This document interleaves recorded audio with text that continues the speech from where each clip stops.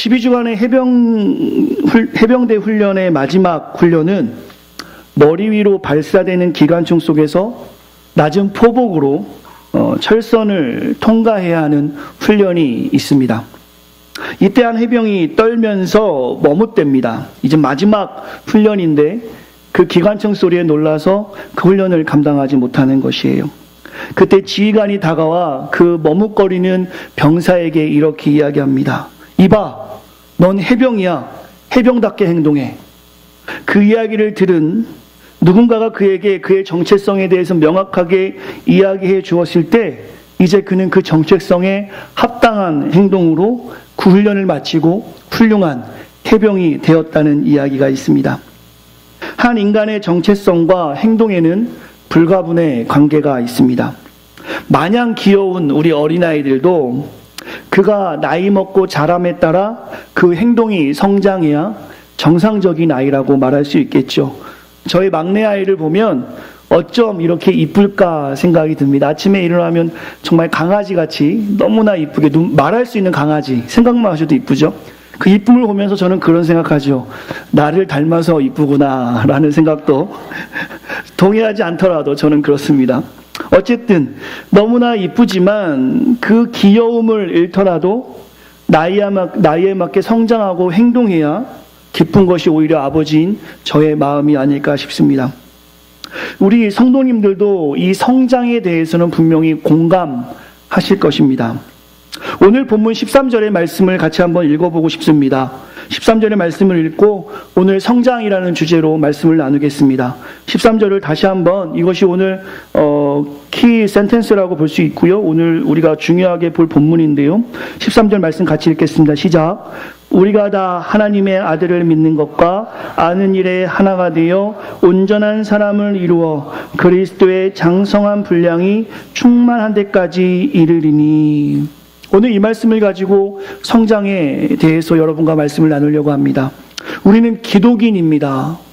타이로 혹은 자이로 여러분 모두가 다 기독인인 것을 주변에서 알았으면 좋겠는데요. 오늘 본문에 저는 성장이라는 주제로 말씀을 나눕니다.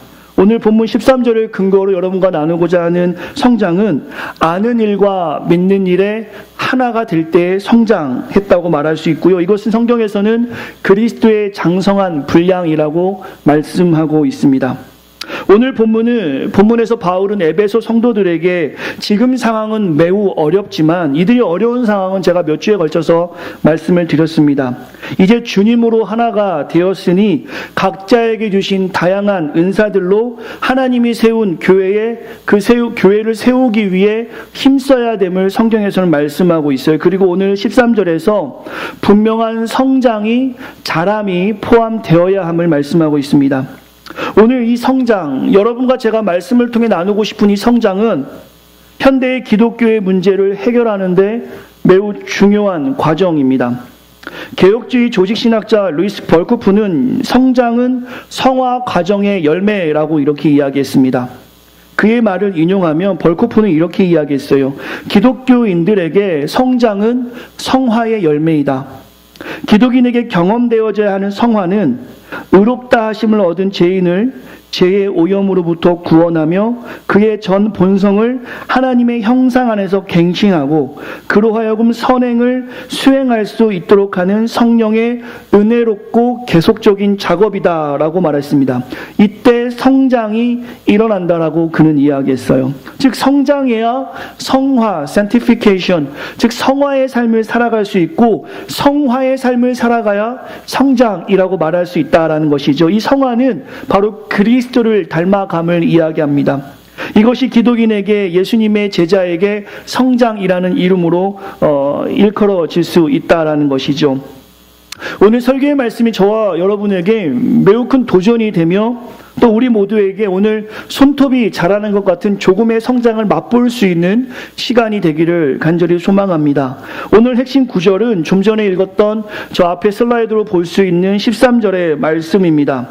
오늘 말씀의 결론, 즉 지금 교회의 어려움을 해결하는 방법, 지금 이 땅의 교회들이 가지고 있는 수많은 문제들을 해결하는 데 매우 중요한 방법을 13절의 말씀, 성장이라는 키워드로 여러분과 나누고 싶습니다.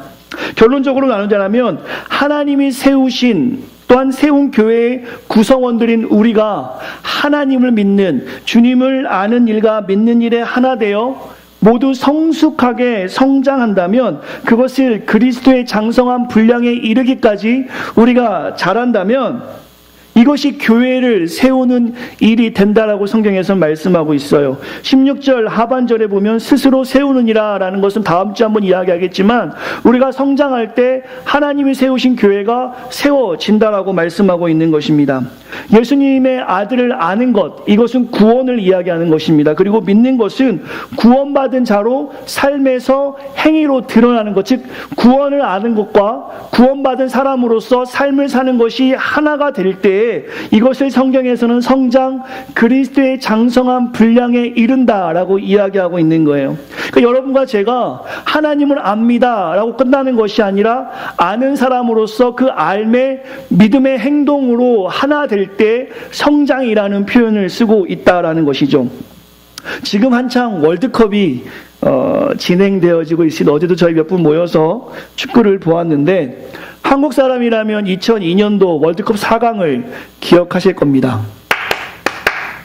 대한민국, 이건 뭐 그냥 지나가다가 크락션으로 눌러도 외치는 대한민국 사람이라면 애국가 다음으로 유명한 말일까 싶은데요.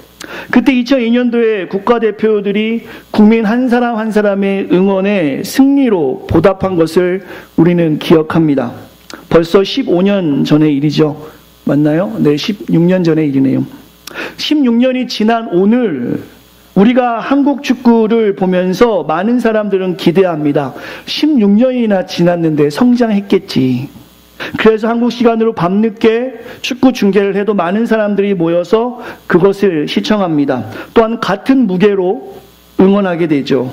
그리고 그 응원에 축구협회나 또한 그에 관련된 분들이 올바른 행정으로 선수를 돕고 또한 국가대표가 된 선수들은 그 성장된 여러 가지 시스템과 환경으로 승리를 보답해야 합니다. 16년이나 지났으니까요. 16년 전에도 월드컵 4강에 갔는데 이제 16년이 지났으니 얼마나 더 많이 발전됐고 성장되었을까 사람들은 기대하고 있는 것이죠. 그러나 그렇지 못할 때 비난과 비판이 있는 것이죠. 지난 월요일뿐만 아니라 어제의 경기를 보시면 국가대표 경기가 이길 수도 있고 질 수도 있습니다. 하지만 국민이 생각했을 때 국민의 대표로서 투지를 보여주지 못하는 것을 보거나 성장이 없는 것을 보면 비난과 비판을 하는 거예요. 아니 16년이나 지났는데 여전히 오히려 더 후퇴하는 모습을 가지고 있는 거 아니야? 여전히 축구협회는 예전에 잘못된 관행으로 지금 그들의 배만 불리고 있는 것 아니야? 사람들은 이렇게 비판할 수밖에 없다라는 것이죠. 국민의 대표로서 축구협회나 선수들이 세금으로 훈련을 하고 혜택을 받았다라면 그에 합당하게 발전하고 성장하는 행정 지원과 그에 따른 승리로 보답할 때 국가대표라고 인정받는 것이죠. 이렇게 사람들이 지금 대한민국의 경기를 보면서 안타까워하고 있는 것이 아닙니까? 근데 이것은 우리에게도 동일한 적용입니다. 계속 비슷한 주제로 다루고 있지만 지금 교회가 아닌 여러분 한 사람이 교회를 통해서 혹시 상처를 받으셨다라면 그 이유는 무엇입니까? 그것은 하나님을 통해서가 아니라 하나님을 믿는 사람들, 성장하지 못한 하나님을 믿는 사람들 때문이 아니었습니까? 예수 믿는 사람이라면 조금 다르겠지. 저 목사님은 조금 다를 거야.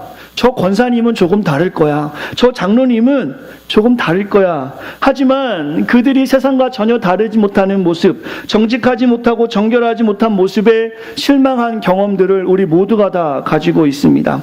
많지는 않지만 이것이 오늘 본문의 말씀인 그리스도의 장성한 분량까지 자라지 못한 미성숙한 어린아이와 같은 모습이 현재 교회에 있기 때문입니다. 하나님을 아는 것, 그리고 믿는 것이 하나 되지 못하여 일어나는 이런 일일 때 미성숙함이 드러나게 되고 부끄럽지만 사실 이것은 우리 모두의 모습일 수 있다는 것이죠. 질문해 볼까요? 속으로 답해 보세요. 지금 이곳에 계신 성도님들은 신앙의 성장이 있습니까? 예수를 믿기 전과 믿고 난 후를 비교해 보았을 때 여러분의 어떤 부분이 성숙하게 달라지셨습니까? 누구나 우리의 삶을 보아도 저 사람은 예수 믿는 사람으로 사랑을 실천하고 있어 라고 주변에 영향력을 주시며 살아가고 있습니까? 오늘 우리의 성장에 대해서 몇 가지만 더 나누어 보겠습니다. 존 스토크턴 목사님이라는 분이 계십니다. 그분이 제자도라는 책을 쓰셨는데요. 예수님의 제자로 성장하기 위해 싸워야 하는 4가지의 정신을 말씀해 주셨어요. 예수님의 제자로 성장하기 위해서는 이 4가지의 정신과 싸워야 된다. 그 4가지가 뭐냐면 다원주의, 물질주의, 윤리적 상대주의, 그리고 나르시시즘이라 말하고 있습니다. 다원주의는 뭐냐면요, 모든 것이 타당성이 있고 존중받을 권리가 있으니 오직 예수라는 기독교의 진리를 거부함을 말하는 개념입니다. 이것이 다원주의고요. 물질주의는 단순히 먹고 살고 누리기 위한 물질 세계만 이야기하는 것이 아니라 영적인 삶이 질식당할 정도로 물질적인 것에 사로잡힐 때 물질주의라 합니다. 윤리적 상대주의는 무엇이냐면 도덕적인 기준이 해이어져 가는 데서 보는 개념으로서 도덕에 있어 절대 기준이 없다라는 것이죠. 상대주의 개념이 문화를 잠식하는 것인데 가장 분명하게 나타나는 것이 요즘 현상에서는 성윤리 영역입니다. 이전에는 결혼이 일부, 일처, 그리고 다른 성, 남자와 여성과 결혼을 말했었는데 이제는 결혼에서 헌신이 빠진 쾌락을 즐겨하는 홍전 동거가 당연하듯이 세상에 있고 이성만이 아닌 동성애의 관계도 합법적으로 인정해 달라는 움직임이 지금 미국뿐만 아니라 전 세계에 있죠. 마지막으로 나르시시즘은 무엇이냐면 그리스 신화에 나오는 인물인 나르시스 혹시 아시나요? 그 이야기에서 나온 이야기인데 연못에 자신의 비친 모습을 본 매력적인 모습을 본 나르시스가 자기 모습을 보다가 결국에 물에 빠져서 익사했다는 이야기인데요.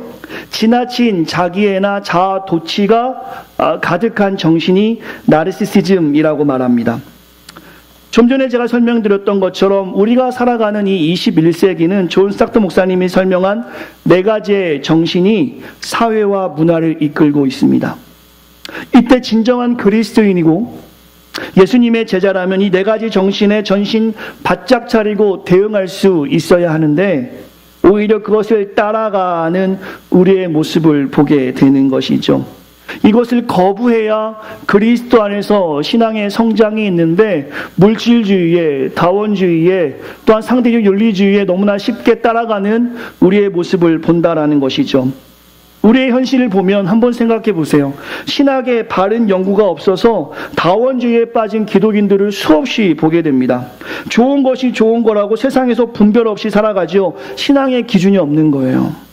예수 믿기 전과 믿은 후의 모습이 전혀 다르지 않습니다. 자기를 부인하고 자기 십자가를 지는 제자의 모습이 없고 예수를 믿지만 여전히 쾌락을 사랑하며 쫓아가는 모습, 경건의 모습을 갖지 못한 모습들을 우리가 보게 됩니다. 혹은 사명이 빠진 개인 구원에만 관심 있는 모습들을 보게 되죠. 꼭 교회에 가야지 구원이 있어? 이런 식의 어떤 성경의 해석에 있어서 자기 합리화로 이제 개인 구원에만 집중하는 모습들, 다원주의적인 모습들을 우리가 실제로 많이 보게 되고요.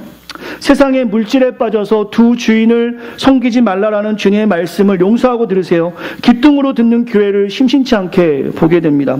돈이라면 용서하고 들으셔야 돼요. 정말 환장하는 기독인들을 본다라는 것이죠. 돈 되는 일이라면 신앙의 가치관을 그냥 버리고 살아가는 기독인들, 또한 그것이 교회 공동체에도 있다라는 것이죠. 교회가 교회 헌금을 가지고 주식을 하거나 땅을 살거나 투자를 하는 모습들이 이 땅의 교회 가운데 있다라는 말입니다. 목회자들이, 교회 리더들이 성도들의 헌금을 가지고 하나님께 드린 재물을 가지고 그것으로 허투루 쓰는 일들이 정말로 이 땅 교회 가운데 교회를 크게 건물을 지어서 마치 사업하는 것처럼 물질주의에 현혹되어 있는 것이 바로 지금 현대 교회들이 갖고 있는 모습이라는 것이죠. 정말 안타까운 부분이 아닐 수 없습니다. 또한 절대적인 성경의 권위가 아니라 인본주의, 휴머니즘에 빠져서 성경적 기준을 최고 가치로 여기지 않는 기독인들을 우리가 수없이 만나게 됩니다. 또한 나르시즘에 빠져서 자기 자신이 삶의 우상이 되고 자기 자녀들이 우상이 되어서 이것에 혈안되어 성도로 살아가는 모습들, 종교는 하나의 액세서리 정도로 생각하면서 자신의 삶만을 화려하게 치장하고 보여주는데 모든 정신을 빼앗기는 성도들 또한 우리가 보게 되죠. 이렇게 세상의 기준으로 살다가 거기에 뒤처지면 세상처럼 오히려 낙심하고 절망하는 크리스찬들이 교회 안에 있다라는 것입니다.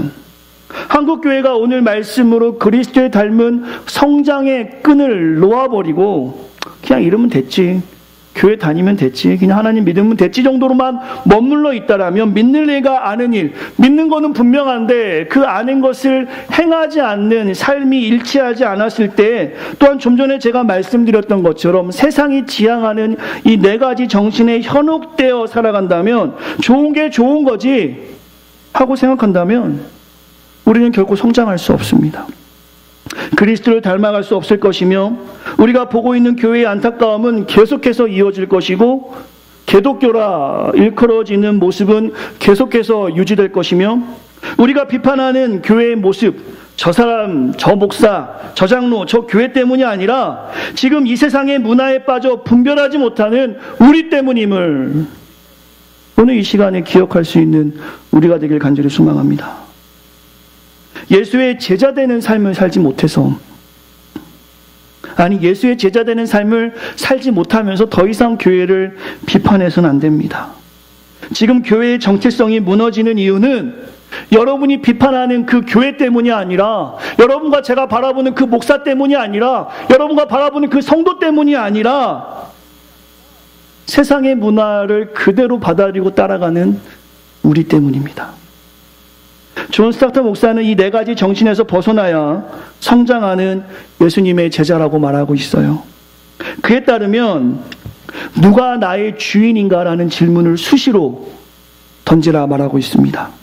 그리고 그에 대한 대답으로 예수님이 나의 주인이고 나의 선생님이면 우리는 그분의 가르침을 따르고 믿고 순종해야 됨을 분명하게 말하고 있죠.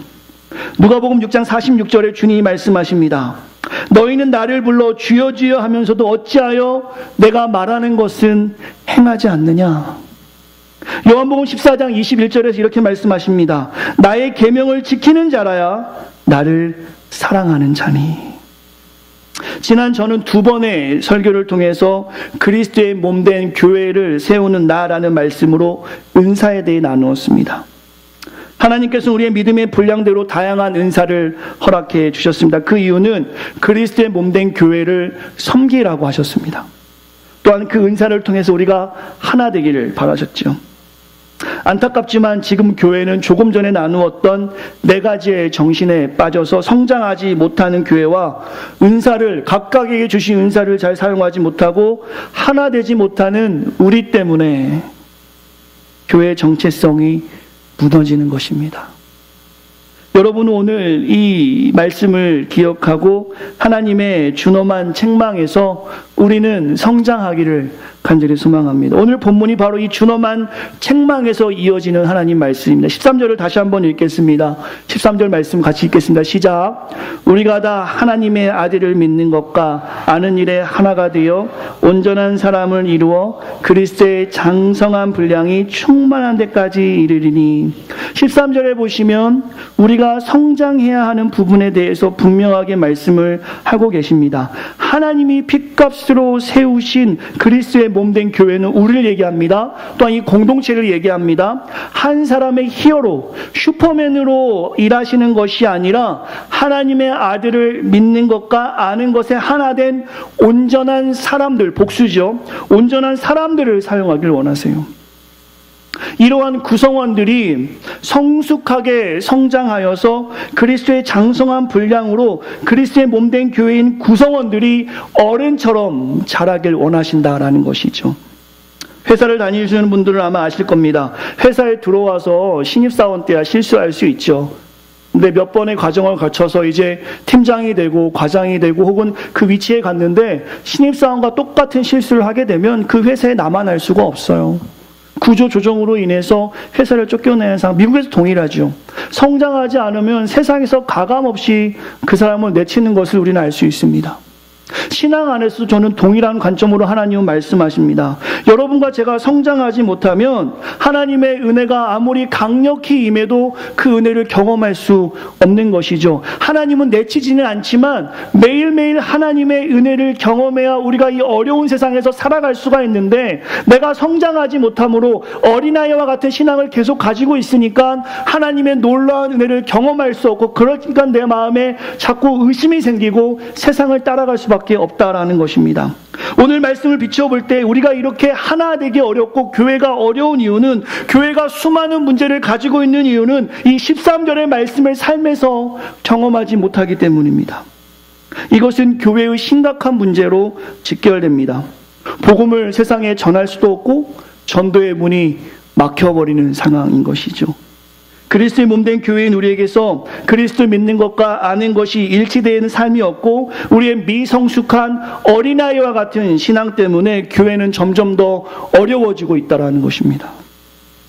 세상에서 우리는 어른처럼 살아갑니다.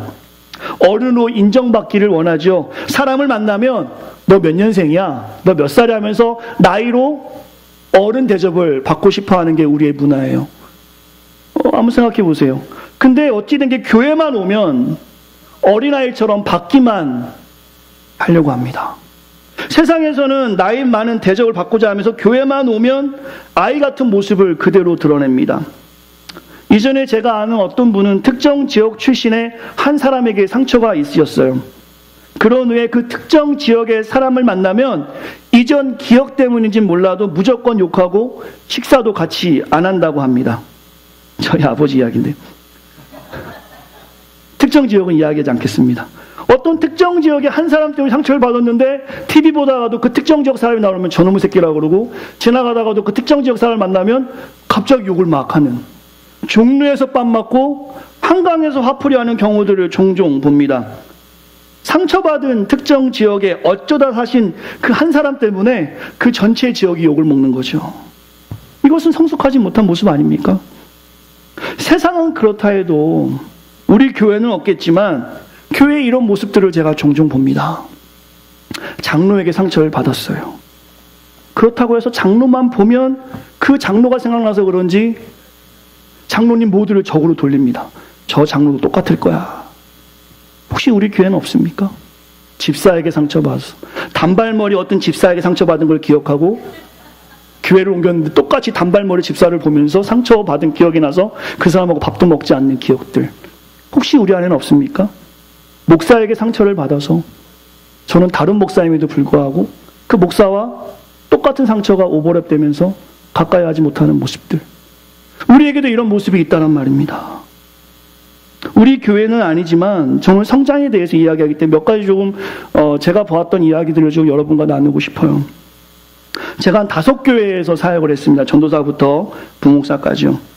한두 교회에서 경험한 내용입니다. 5교회를 다 추적하시면 한두 교회에서 제가 경험한 내용인데요. 이걸 좀 나눌게요.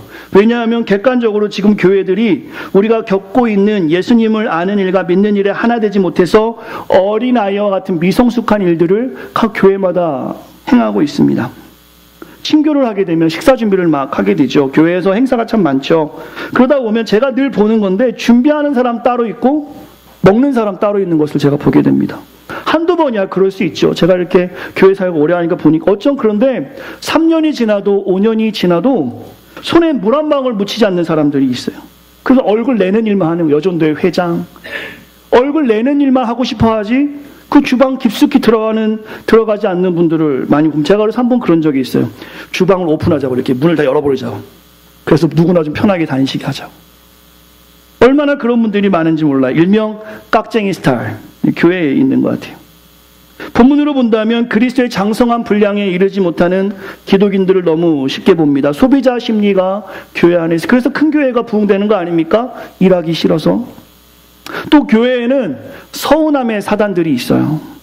전문 용어로 말하면 시험 들었다 하고 이걸 우리끼리 이야기하면 삐졌다고 이야기합니다.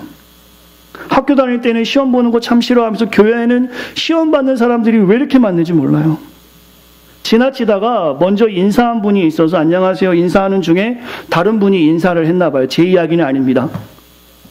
이전에는 제가 인사를 제 이야기는 아닌데 인사를 못 받았나 봐요. 그랬더니 그분이 하시는 말씀이 이전에는 다정하게 인사했는데 자신에게 뭐가 서운했는지 이제 인사도 안 받는다고. 제 이야기는 아니에요. 성도 간에도 그러지 않으세요? 인사했는데 저 사람 내 인사 안 받는다고. 얼마나 많은지 몰라요. 종종 봅니다. 아이들끼리 문제가 생겼어요. 이것으로 어른들까지 문제로 불거지는 경우들을 제가 봅니다. 저도 어린아이 키우지만 아이들이 돌반에 있는 걸 참 많이 하죠. 이래야 아이입니다. 아이들이 예배 시간 떠들고 킥보드 타고 들어와야 아이지. 그렇지 않으면 아이가 아니지. 이상한 거 아니겠습니까? 5살인 주빈이가 우리 선율이 보고 선율 자매님 가네두로 평안하셨어요.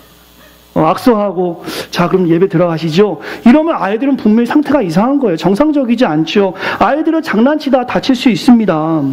때로는 아이들은 양보 못해서 서로 다툴 때가 있단 말입니다. 또한 놀다가 본의 아니게 다치는 일도 있어요.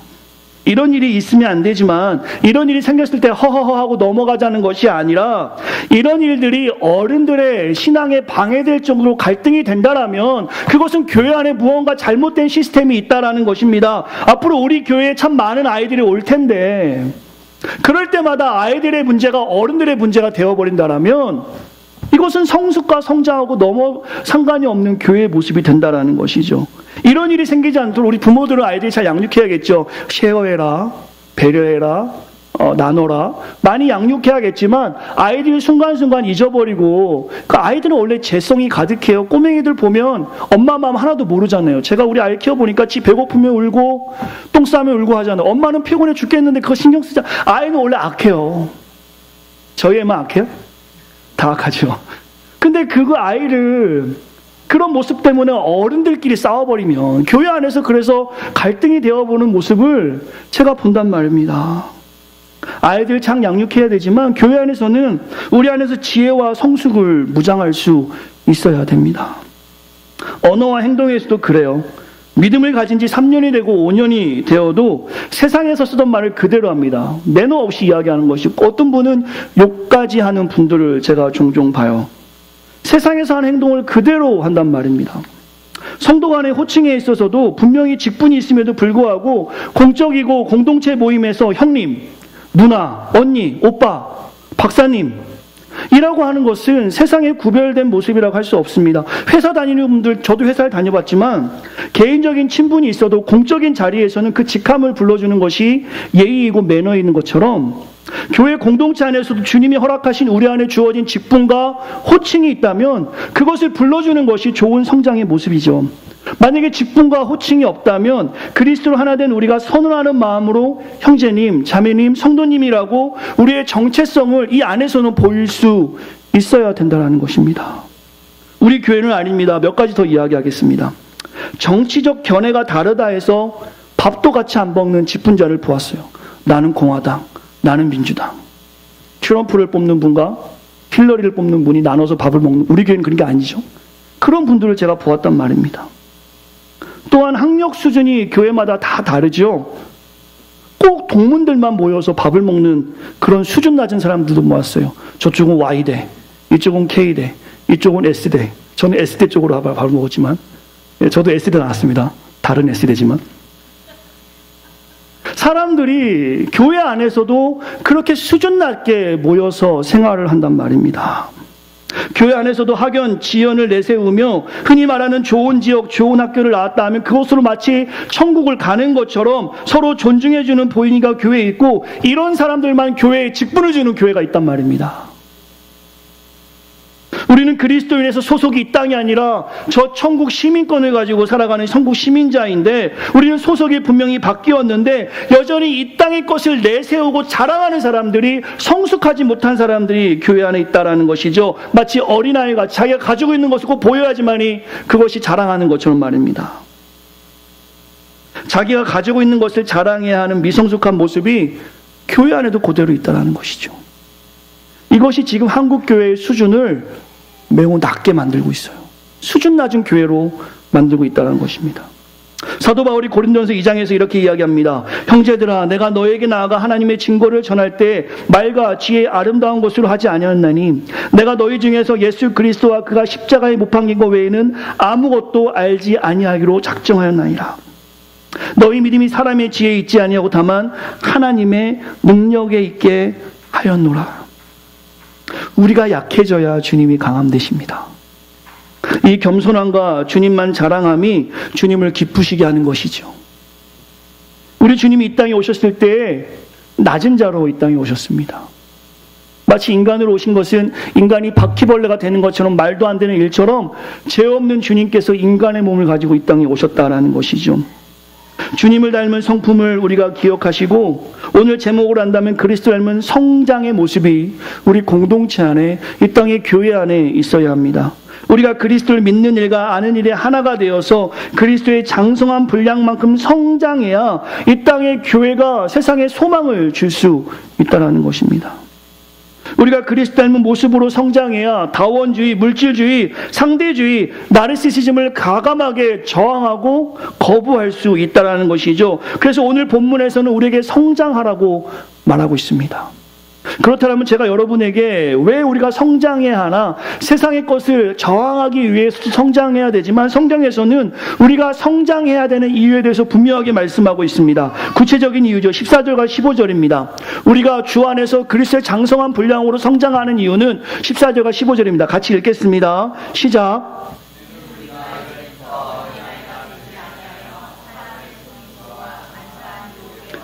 온갖 교훈의 풍조에 밀려 요동하지 않게 하려 함이라. 오직 사랑 안에서 참된 것을 하여 범사에 그에게까지 자랄지라. 그는 머리니 곧 그리스도시라. 아멘. 14절과 15절은 우리가 믿음 안에서 성장할 경우 가질 수 있는 유익을 말하고 있습니다. 우리가 그리스도의 몸된 교회로 하나가 되어서 그리스도의 닮은 성품으로 성장할 때 우리는 세상의 일, 세상의 속임수와 유혹을 분별할 수가 있어요. 이 사람이 좋은지 저 사람이 좋은지는 알 수 없잖아요. 그러나 우리가 성장하면 하나님이 우리를 분별하는 지혜를 허락해 주신다는 것입니다. 어린아이들은 땅에 떨어진 과자를 먹죠. 그리고 코딱지를 먹습니다. 아마 그런 경우, 쫀득한 그 맛 아마 어렸을 때 기억나실지 모르겠어요. 아직 무엇이 깨끗하고 더러운지를 분별하지 못해서 그래요. 그러나 어른이 되면 땅에 떨어진 과자 혹시 먹는 분도 먹지 않습니다. 그렇죠? 더 나가서 누가 안 본다고 해서 코딱지 이렇게 해서 없습니다. 어른이 되면 분별하는 거예요. 뭐가 깨끗하고 뭐가 더러운지. 성경에서 우리에게 어른이 되라고 말씀하는 이유는 바로 그러한 이유 때문입니다. 세상의 일들, 속임수와 유혹에서 무엇이 더럽고 무엇이 깨끗한지를 알려주신다라는 것입니다. 우리가 어린아이와 같이 살면 그것을 알 수가 없어요. 세상에 무엇이 더러운지 무엇이 깨끗한지 알 수 없지만 그리스도의 장성한 분량으로 성장하면 하나님은 무엇이 옳은지 무엇이 그른지 알려주신다는 것이죠. 15절에 보시면 참된 것을 알려준다는 것이 옳고 그름을 분별하게 하신다는 말씀입니다. 세상에서 우리가 얼마나 속고 속이며 살아갑니까? 세상은 참 무섭습니다. 그렇죠? 아마 속임을 당해보신 분들, 그것을 사기라고 하는데 어려움을 당해보신 분들이 있을 거예요. 디모데후서 3장 13절에 보시면 세상은 속고 속이고 더욱 속임으로 더욱 악함으로 배우고 확신한 일에 거하라라고 말씀하고 있습니다. 무슨 말씀이냐면 우리가 그리스도를 알고 믿고 성장할 때 그 그리스도를 닮아가야지만이 무엇이 옳고 무엇이 그르고 무엇이 참이고 무엇이 거짓인지 알 수 있다라고 성경에서는 분명하게 말씀하고 있다라는 것이죠. 즉 우리가 성장해야지만이 참과 거짓을 구별할 수 있음을 성경에서 말씀하고 있고 우리 보고 성장하라고 말씀하고 있는 것입니다. 지금 교회 안에서 일어나는 수많은 다툼과 안타까운 일들은 바로 교회인 우리가 성장하지 못해서 일어나는 일들입니다. 이제껏 무엇 때문에 여러분 동료 간에 교회 안에 성도 간에 갈등이 있었습니까? 한번 생각해 보시면 각자의 미성숙함에서 오는 대화의 방법에서 오는 그런 갈등이 생겼을 거예요. 사랑하는 성도 여러분, 여러분이 성장했으면 좋겠어요. 우리 새생명교회가 성장하는 교회가 되길 간절히 소망합니다. 제가 이제 이곳에 온 지 오늘 6월 마지막 주니까 명확하게 6개월을 채웠으니 7개월째에 들어가게 되죠. 이제 좀 더 명확한 원칙을 가지고 목회하려고 합니다. 제가 이번에 수많은 목사님들 만났을 때 그런 이야기 많이 해요. 성도는 목회자의 기준을 따라간다. 목회자가 기도하면 성도는 그만큼 기도하는 것이고, 목회자가 거짓말을 밥 먹듯이 하면 성도들도 그렇게 하는 것이다. 이제 저는 기준을 정하려고 합니다. 적어도 우리 새생명교회 성도들은 부족하지만 제가 가지고 있는 성경적 기준을 따라와 주시기를 간절히 소망합니다. 이제 우리 교회는 적어도 성경 안에서 말하고 있는 내용들을 감당하는 수준이 되기를 간절히 소망합니다. 이전에는 담임 목사도 없었고, 이전에는 정확한 지침도 없었고, 이전에 우리 안에서 방향성을 말하는 것이 없었지만, 기양교회가 이제는 운영위원회를 통해서 또한 담임 목사를 청빙하고, 이제 교회가 하나 되어서 사명을 감당하기 위해서는 기준이 있어야 합니다. 그 기준은 부족하지만 저의 모습으로 기준을 삼으려고 해요. 제가 잘한다는 것이 아니라 저는 그것에 의해서 매우 노력해야겠죠. 더 열심히 기도해야 될 것이고, 더 열심히 예배해야 될 것이며, 더 열심히 말씀을 보고 말씀을 전할 것입니다. 특별히 우리 성도들이 저와 함께 동일한 마음을 가지고 교회를 사랑해 주시고, 오늘 손톱이 조금 자라는 것만큼 우리가 자랐으면 좋겠어요. 성숙함. 우리 안에 미성숙함을 할 수 있으면 조금씩 버리고 성숙함으로, 성장함으로 하나님께 나아가길 간절히 소망합니다. 오늘 말씀의 결론인데요, 다음 주에 볼 말씀입니다. 16절 말씀 같이 한번 읽겠습니다. 16절 시작. 그에게서 온몸이 각 마디를 통하여 도움을 받음으로 연결되고 결합되어 각 지체의 분량대로 역사하여 그 몸을 자라게 하며 사랑 안에서 스스로 세우느니라. 이 16절은 그 성장의 정점을 보여주는 말씀입니다. 바로 그것은 연합과 연결을 말씀하고 있습니다. 바울은 이 4장 전체를 보시면 성장의 관점에서 말씀을 전하고 있어요. 초대교회 그리고 에베소 성도들에게 지금 상황은 매우 어렵지만 어린아이처럼 끙끙대지 말고 넉넉히 고난을 넘어 복음을 전하라고 말씀을 전하고 있습니다. 성장하라고 말씀하고 있어. 이것은 지금 오늘날 사는 현대에 사는 우리에게도 주시는 동일한 말씀입니다. 너희가 정말 구원을 안다면, 그 아는 일이 확신하다면 이제 믿는 것, 즉 구원에 합당한 행위를 함으로써 아는 것과 믿는 것이 일치되어서 세상에 나가 복음을 전하라는 것이죠. 그것이 바로 성장, 그리스도의 장성한 분량에 이르는 것이라고 말하고 있습니다. 지금 교회는 아는 것은 엄청 많아요. 구원은 이런 거야. 예수 믿으면 구원받아. 하지만 그 구원과 믿음이 하나 되지 못해서, 내가 고백하는 그 암과 내가 고백하는 믿음이 일치되지 못해서 교회는 성장이 없고 미성숙한 성도가 가득하므로 교회 안에는 여전히 상처받은 영혼들로 가득하다는 말입니다. 목회자에게 상처받고, 장로에게 상처받고, 권사에게 상처받고, 성도끼리 서로 상처주고 상처받는 관계가 가득하다 보니까 이제 교회에 나오지 아니하고 각자의 집에서 개인 구원에 만족하며 살아간다는 것이죠. 그렇다면 어떻게 우리가 세상의 빛, 세상의 소금의 역할, 사명을 감당할 수 있겠습니까? 하나님은 우리에게 각자에게 은사를 주셨는데 그 은사를 어떻게 우리가 활용할 수 있겠습니까? 모여야 그 은사가 활용된다는 것이죠. 오늘 본문의 16절 말씀은 그 성장의 하이라이트이고 다음 주에 한 번 더 보려고 합니다. 여기서 4가지의 성장의 원리를 말씀하고 있어요. 이 4가지의 원리를 우리의 삶에 적용했을 때 우리가 성장합니다. 이것은 다음 주에 새 사람 된 나라는 제목으로 여러분과 나누려고 하는데요. 결론을 말씀드리죠. 주 안에서 성장의 모습을 보일 수 있는 우리가 되길 간절히 소망합니다. 이전에 예배를 잘 못 나왔다면 더 예배를 사모하는 성장의 모습이 있어야 될 것이고요. 이전에 기도를 하지 못했다면 조금 더 기도하는 모습의 성장이 있어야 될 것이고요. 이전에 사랑하지 못한 모습이 있다면 내 안에 사랑을 실천하는 성장의 모습이 있어야 될 것입니다. 이전에 섬기지 못한 모습이 있다면 내 안에 섬김을 실천하는 조금이라도 모습이 있어야 될 것이며, 이전에 교회를 위해서 기도하지 못함이 있었더라면 이제는 이 공동체를 위해서 기도하는 모습이 있어야 될 것입니다. 이전에 예배를 한 번만 나오는 습관이 있었다면 이제는 한 번씩 새벽에도 나와보고 한 번씩 저녁에도 나와보시면서 교회와 나의 삶을 위해서 기도하는 성장이 있어야 우리의 모습이 달라지는 것이죠. 어린아이와 장년이 행하는 행동은 달라야 합니다. 하지만 신앙생활 1년을 했던 10년을 했던 하는 행동이 같다라면 그 정체성과 행동의 불가분의 관계가 성도에게는 없는 것이겠죠. 오늘 이 말씀이 여러분에게 도전이 되길 원합니다. 이 말씀이 여러분에게 적용이 되길 원합니다. 신앙생활 1년 하신 분은 1년 한 대로, 3년 하신 분은 3년 한 대로, 5년 하시면 5년 한 대로, 10년 한 모태신앙이라면 나 신앙생활 못해가 아니라 그 연도에 만큼 삶을 드리는 신앙생활 할 수 있어야 돼요. 이 시간에 마지막으로 그 성장의 모습을 그대로 보여주는 한 자매의 이야기를 하고 말씀을 마치려고 합니다. 슬라이드 한번 띄워주시겠어요? 아마 잘 아실 거예요. 저 글씨가 보이는지 모르겠습니다. 보이시나요? 글씨 한번 읽어보실래요? 시작.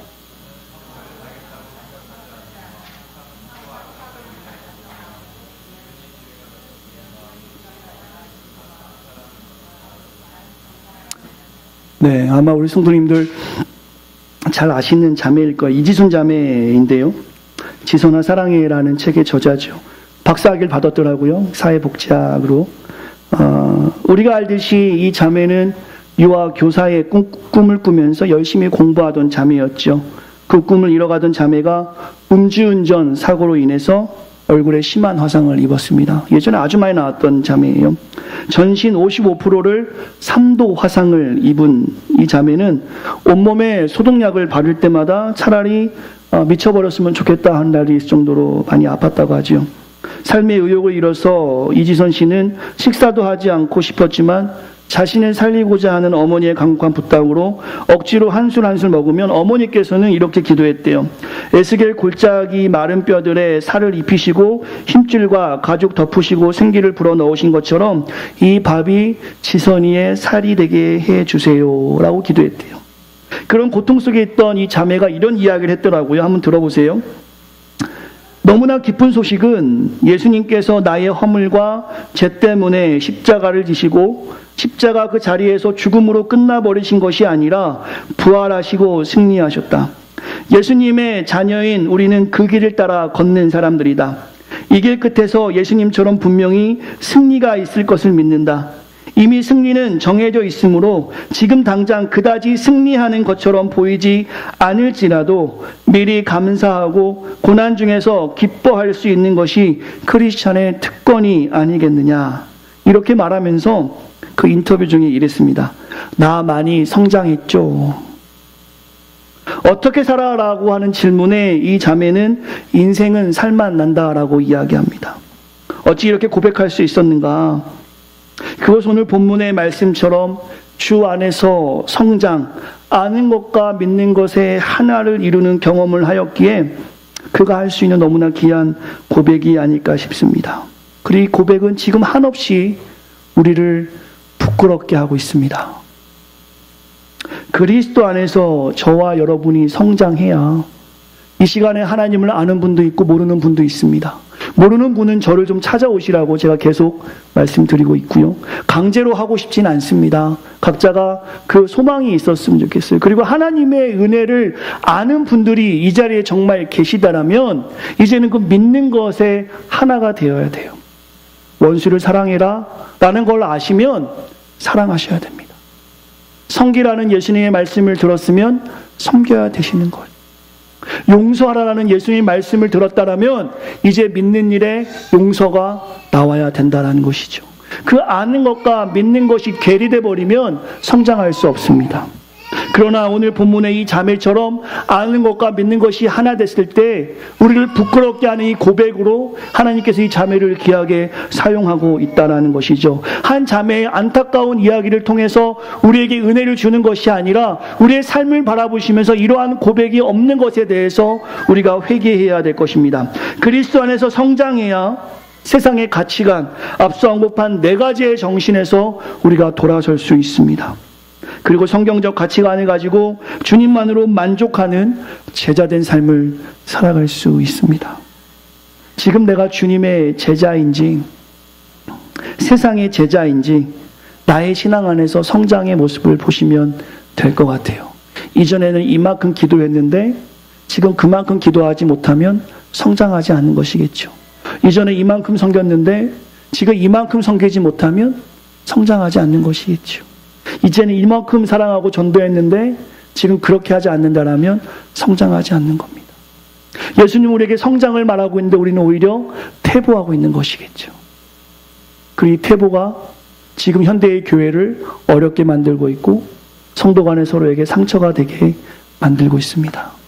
사랑하는 성도 여러분, 오늘의 결론은 다음 주까지 이어져야 합니다. 구체적 적용점을 오늘은 말씀드리지 않겠습니다. 다만 이번 한 주간 여러분의 신앙을 다시 한번 곰곰이 생각해 보시기를 바랍니다. 내가 지금 개인 구원에 만족하며 사명을 잃고 살아가고 있는 것은 아닌가? 혹은 내가 지금 성장하지 못하는 아는 것만 충만한 교만한 신앙생활 하고 있는 것은 아닌가? 자신의 신앙을 한 번 더 돌아보시고 이번 한 주간은 주님의 은혜를 강력히 구하며 주님만 바라보는 우리 모두가 되기를 간절히 축원합니다. 이 시간 함께 찬양하면서 주 앞에 나아가고 싶습니다. 제가 함께 여러분과 하고 싶은 찬양은 이 믿음 더욱 굳세라라는 찬양입니다. 이 찬양을 하시면서 신앙생활은 결코 쉽지 않습니다. 아는 것과 믿는 것을 하나하게 한다는 것은 매우 어려운 일이에요.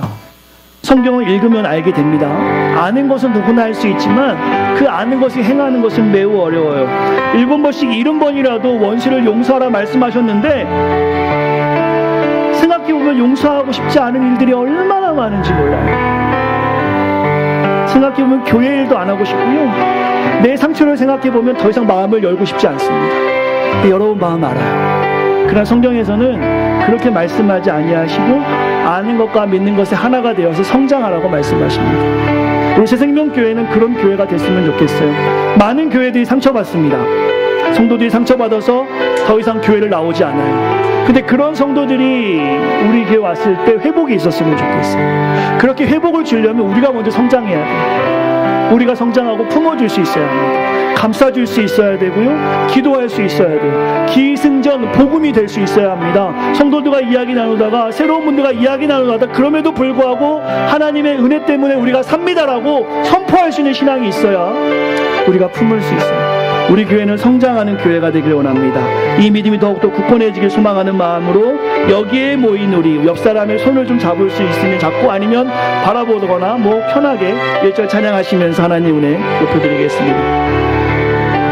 여기에 모인 우리 여기에 모이는 여러분 모두가 주의 은총 받았습니다. 주의 은총 받은 자여 주께서 이 자리에 함께 계십니다. 아멘. 주께서 이 자리에 함께 계심을 아노라. 함께 계심을 아노라. 언제나 주님만을 언제나 주님만을 찬양하며 따라가리. 시험을 당할 때도 시험을 당할 때도 함께 계심을 믿습니다. 우리 고백합시다. 이 믿음 더욱 굳세라. 이 믿음 더욱 굳세라. 주가 지켜주신 밤 어둠 밤에도 주의 밝은 빛을 놓아여 주님이 뜻하신 일 주님이 뜻하신 헤아리기 어렵더라도 참 신앙생활 어렵습니다. 그러나 언제나 주 뜻 안에 우리가 있습니다. 언제나 주 뜻 안에 내가 있음을 아노라. 사랑의 말씀들이 하나님 말씀이 우리를 새롭게 합니다. 사랑의 말씀들이 나를 더욱 새롭게 때로는 넘어져도 때로는 분명히 우리 승리합니다. 세우신 믿음 이 믿음 더욱 굳세라. 이 믿음 더욱 굳세라. 주가 지켜주신다. 어두운 밤에도 주의 밝은 빛으로 하여 주. 우리 자 조용히 눈을 감고 한번 같이 기도하기 원합니다. 결단의 기도를 해보면 어떠시겠습니까? 성장을 위해서 한번 기도해 보세요. 여러분에게 도전을 드립니다. 들음으로 믿음을 갖습니다. 그동안에 우리의 신앙을 바라보시면서 이전에 했지만 하지 못했던 것을 회복해보면 어떨까요? 큐티를 했는데 큐티 못하신 분들은 다시금 큐티를 회복해보시고요. 전도했는데 전도 못하신 분들은 전도를 회복해보시고요. 새벽 예배 열심히 했지만 못하신 분들은 새벽 예배를 회복해보시고, 가정 예배 했는데 못하신 분들은 가정 예배를 회복해보시고, 성경을 열심히 읽었는데 못 읽은 분들은 다시금 성경을 한 절이라도 읽어보시면 어떨까요? 또 아무런 경험이 없는 분들은 이제 기도, 예배, 말씀에 한번 내가 조금 더 성장하는 모습을 갖겠다는 마음으로 조금 결단하는 기도를 이 시간 하면 좋겠습니다. 조금 우리 말씀을 기억하시면서 성장하는 내가, 우리 교회를 살림을 기억하시고 이 시간 좋은 삶을 돌아오며 같이 기도하겠습니다. 기도합니다. 하나님, 우리가 성장하며 주 앞에 나가기 소망합니다. 사랑하는 성도들, 이 시간에 아버지 하나님 도전받고 은혜 받아 주 앞에 나아갑니다. 회복되는 역사가 있기 원합니다. 아는 것과 믿는 것에 하나가 되길 원합니다. 우리가 성장하기 원합니다. 사랑하는 성도들의 삶을 인도하여 주시옵소서. 새 생명교회를 사용하여 주시옵소서. 억눌리고 자유하지 못한 자가 이곳에 와서 회복되기 원합니다. 하나님, 귀한 교회가 정말 예수의 피값이 회복되는 교회가 될 수 있도록 우리 성도들을 사용하여 주시옵소서. 하나님의 은혜가 가득하기 원합니다. 하나님, 이런 성도를 붙잡아 주시고 놀라운 주의 역사를 하여 주시옵소서.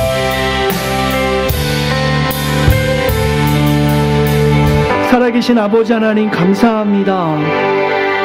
오늘 우리가 주 앞에 결단하는 마음으로 나아갑니다. 겸손한 마음으로 나아갑니다. 하나님의 은혜를 깨닫는 자들이 이 자리에 있다면 이제 아는 것과 믿는 것에 하나가 되어서 아는 것으로 끝나는 것이 아니라 행함으로 주 앞에 나아가요, 어린아이와 같은 믿음이 아니라 장성한 믿음을 가지고 이제는 받는 믿음이 아니라 주는 믿음으로 살아가길 원합니다. 오늘 이 시간에 하나님 알지 못하는 분들이 있다면 하나님 만져주시어서 세상에 줄 수 없는 평안을 누릴 수 있도록 하시고 그 말씀으로 하나님의 은혜를 알 수 있도록 도와주시옵소서. 세상에 상처받고 억눌리고 자유하지 못한 수많은 영혼들이 있습니다. 이 공동체를 통해서, 우리를 통해서 하나님 만나게 하시고 회복의 역사가 이루어질 수 있도록 하시며, 우리가 우리의 구원만으로 만족하는 것이 아니라 세상에 나가 빛으로 소금으로 살아갈 수 있도록 우리의 삶과 학업과 직장을 귀하게 사용하여 주시옵소서. 지 몸, 내 몸 하나 간수하기도 어려운 신앙 가운데 있는 분들이 있다면 아버지께서 피할 길을 허락하시고 감당할 수 있는 힘을 허락하여 주시어서 넉넉히 승리할 수 있도록 도와주시옵소서. 이제는 우리 주 예수 그리스도의 은혜와 하나님의 크신 사랑과 성령님의 감안해주 교통 충만한 은혜가 이 시간 성장을 다짐하고 성장하기를 소망하는 예수의 제자된 사랑하는 성도들 머리 위에, 기도하는 제목 위에, 자녀들 위에, 이양 교회와 나라와 민족 위에 이제부터 영원토록 함께 있기를 간절히 축원하옵나이다. 아멘.